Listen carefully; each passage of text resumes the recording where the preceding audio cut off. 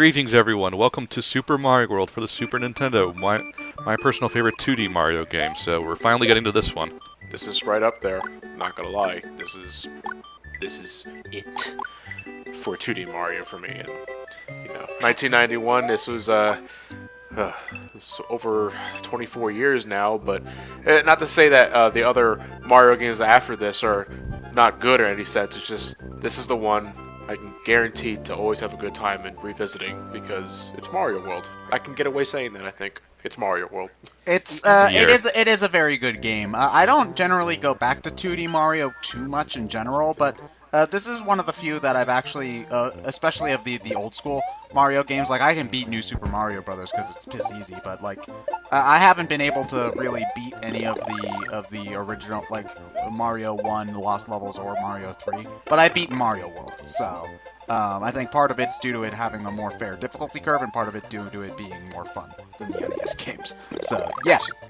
Actually, I'm going to be, like, seriously the odd man out here and say, this is that game that everyone seems to have somewhere that everyone else tells them is the bee's knees, like the best thing ever, and they've just never been able to get interested enough to play through it. Oh, honey, it is the bee's knees. You haven't lived until you play Mario World. And it's like I always talk to people who say similar things about games I recommend. Like sometimes it's Mass Effect or Persona, but for me it's Mario World, and that makes me feel weird because it seems like everyone on the planet except me has played through Mario World. Well, you're the platformer guy. Yeah. Also, it's weird because like so you're super for 16 bits and stuff, so you'd think that you'd be all for Mario World as opposed to like Mario 3 or something. It is kind of weird, I guess. Yeah, but I was also the Sega Genesis boy, so. It's still, I mean, you're a grown man now. You can afford the finer things in life, like a cheap $3 emulated version of Mario World.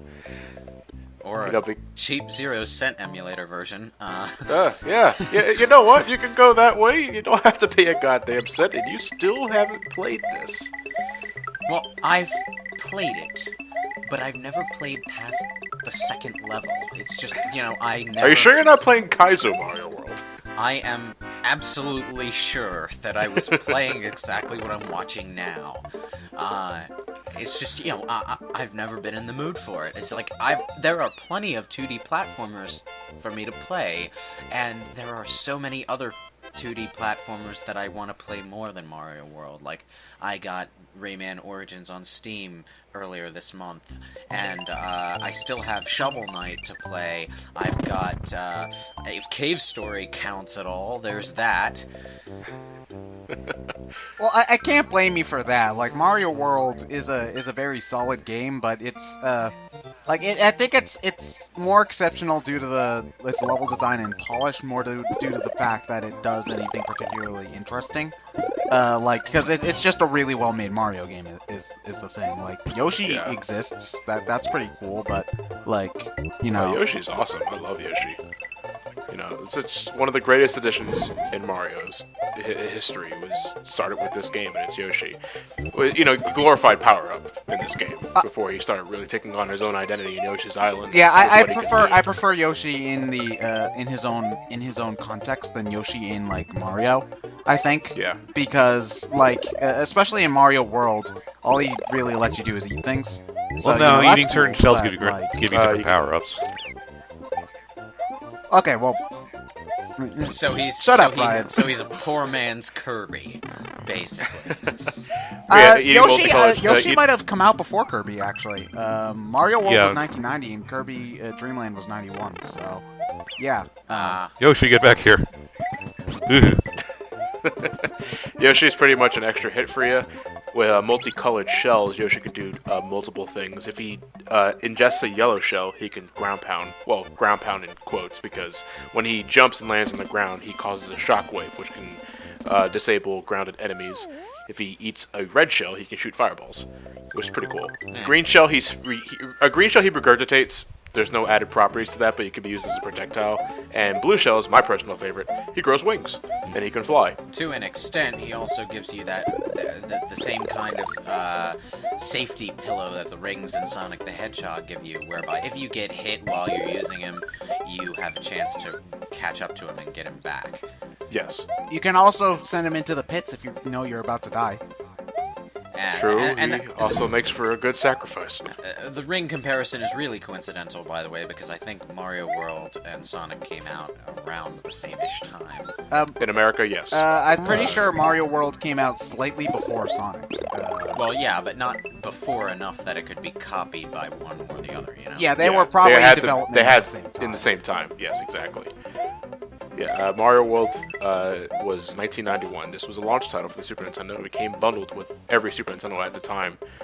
That said, though, I mean, what's the earliest history, besides Lewis, of course, who just admitted that he hasn't really had much experience at Mario World, like Ted Ryan. How early was your first experience at Mario World? You want me to go first, or Ted, do you want to take it?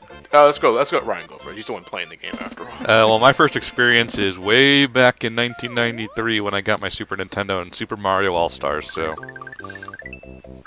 The Plus All-Stars version, the All-Star version of World is slightly different than the launch version, if I remember correctly, right? Just the Luigi sprites, yes. Okay, like Luigi also controls differently too. Like he's got No. his Mario. Oh wait, he doesn't? No. I could have sworn that Luigi had Luigi. You're thinking of the advanced version. Okay. Well, that's actually the version that I had the most experience when I was younger with, because my brother had that one. I played Mario Advance 1 more than Mario Advance 2, though, so I didn't actually beat Mario World until I got my wisdom teeth taken out, and I was really fucking loopy and tired, and, like, I had the entire Saturday, like, where I literally could not do anything, so I was just like, fuck it. I've got Mario World on the I'm in so much pain, Bowser, prepare. I've got Mario World on the Virtual Console. I might as well as well just play it. So yeah, and oh my gosh, slow down. Look at that lag. That's actually a thing about the Super Mario World that you can find in the All Stars World combo is that it runs a little slower. I want to say. I suppose that's a consequence of being jammed onto a cartridge with 3 other games. Four other games. Mario USA and Mario 2 are both on there. Oh, too. I forgot Mario USA was even there. Whoops. Yeah, this. I was familiar with Mario World since its inception because, 1991. I was surrounded by people. Oh yeah, who played the game. you're old. Okay, I've got a question, John. Did you actually see that commercial, like on TV? Which one? The more levels, more power-ups. It's more Mario. If I did, it's only the faintest of memories, but I've seen it a lot of times throughout the 90s. VHS. You know what was really big in my household back then? VHS recordings of TV shows that we used to watch. Yeah. And most of the time we didn't pause past the commercials. We just let them be, and I was often exposed to shit like that way. But 1994 was my first hands-on experience with Mario World because that's when I got my first Super Nintendo. That, and along with Batman Returns for the SNES. It's a solid beat 'em up though. It's not a bad licensed game. Great music, but that's Batman Returns. This is Mario World. It is really graphically convoluted, though. I couldn't find my way to anything in that game. Who dat? GG what? It's if I want to play that kind of beat 'em up, I would play Mortal Kombat Sub-Zero. Well, no, I played Batman Returns before Mortal Kombat Mythologies. And I don't really want to play Mortal Kombat Sub-Zero ever again. But you love the cutscenes, so that's why you play the game. Dude, I never even beat the game. I had an easier time playing Bubsy 3D.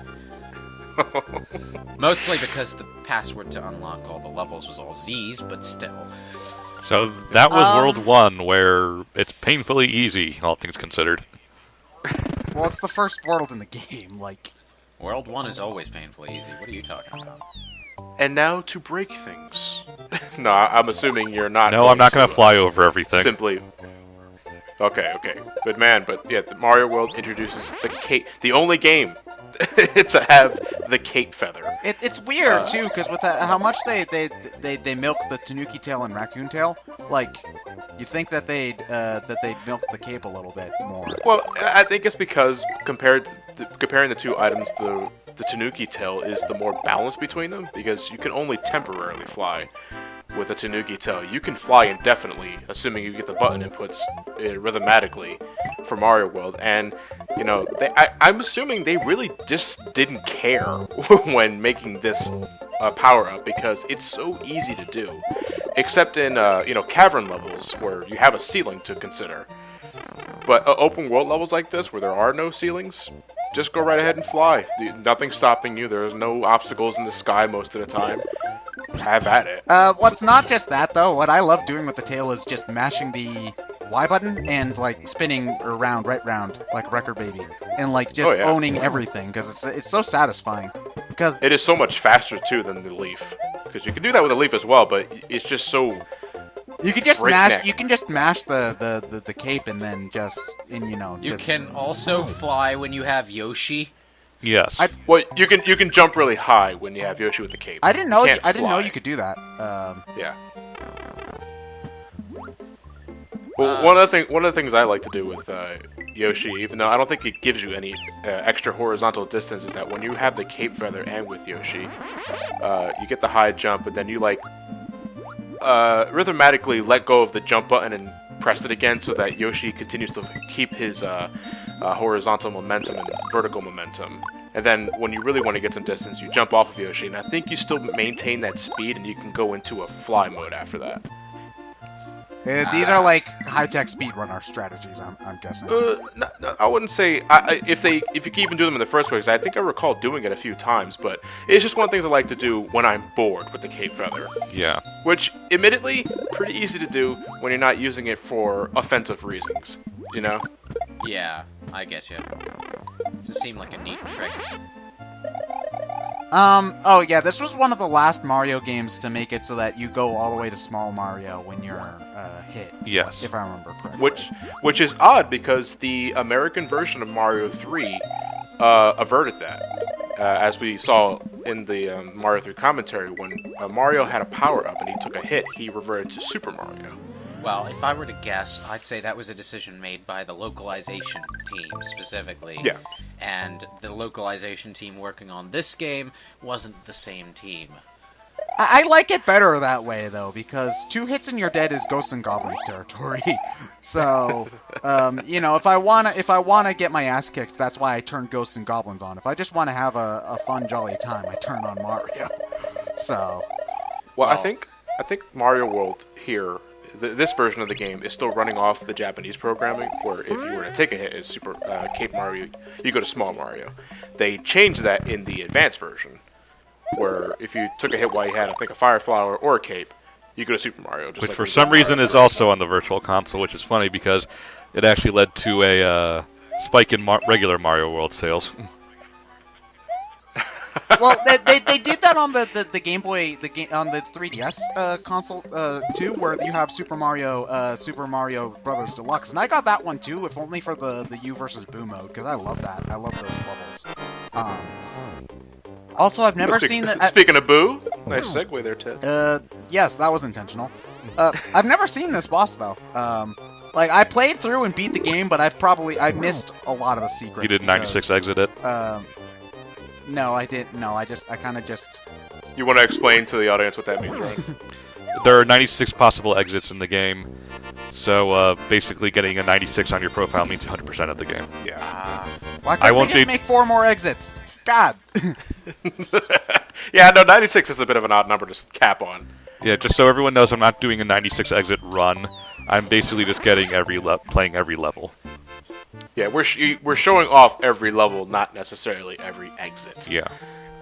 Some of them you really don't have to go out of your way for in the first place. Like in one instance, the second exit is just beyond the first exit, and you have to use Cape Mario to glide underneath the first exit. A little awkward, honestly. But the second exit is just right beyond it, so you're not missing anything in terms of level design. Yeah. So are we doing all of the Star World levels right now? Yeah. Yep. Ryan's showing off every level.